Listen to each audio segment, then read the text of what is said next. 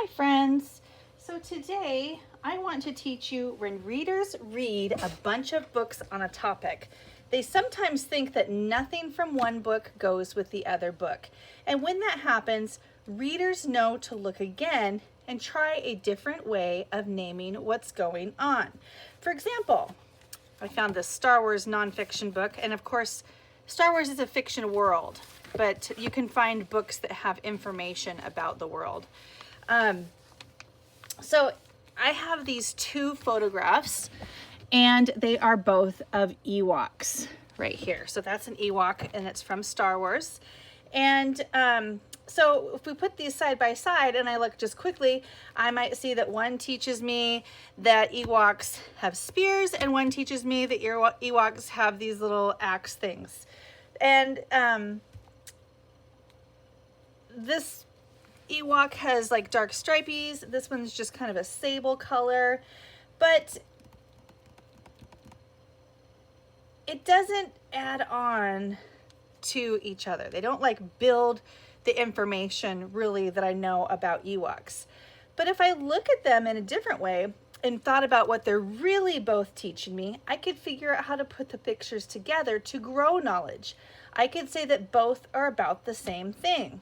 So both are about, I could say they're both about the kinds of weapons that Ewoks use. Or I could say the kinds of headdresses, things that you wear on your head, that Ewoks wear.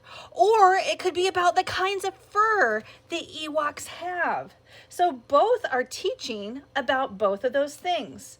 So now I'm going to flip this open, and we're going to look at another picture that also has Ewoks in it. So if we look closely at these two pictures, let me zoom out a little bit right here. So there's that Ewok still, and then here's Ewoks up here, and then here's some stormtroopers down there. And I replaced the photograph of just this one Ewok with a photograph of these Ewoks that are in this forested area, and they appear to be holding rocks up over their heads. So I'm going to grow some knowledge about these photos.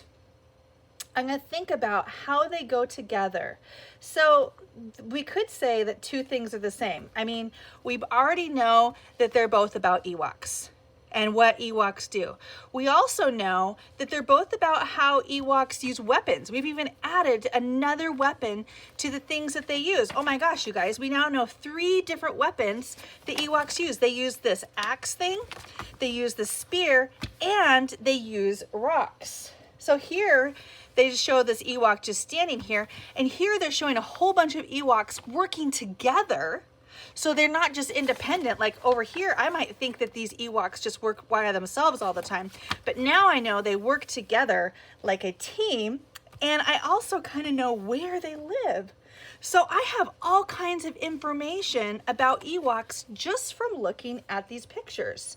So we could call these pictures, this set of pictures, things that weapons that Ewoks use, ways that Ewoks protect themselves. So I've learned a lot just from looking at these pictures.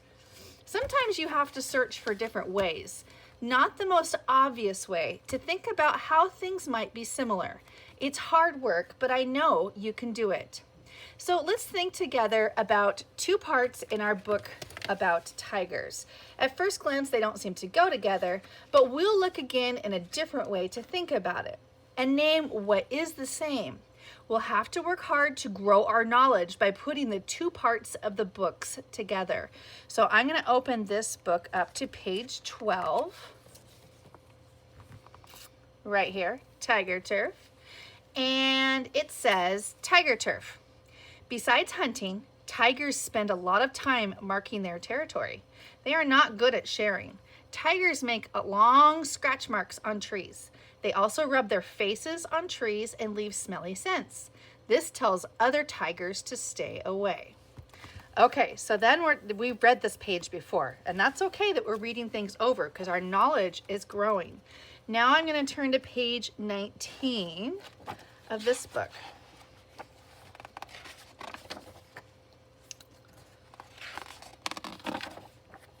Okay, right here. It says, tigers make different sounds.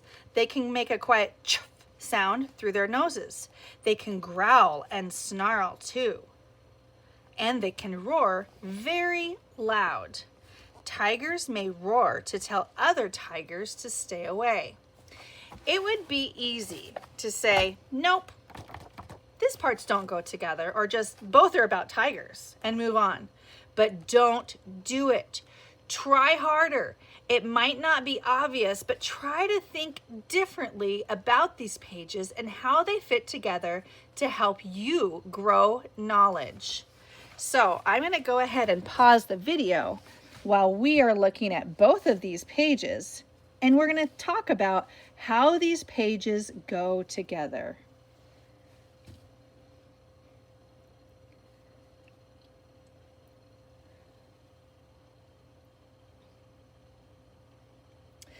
So I heard some partnerships with you talking about how these pages are both showing ways tigers protect themselves.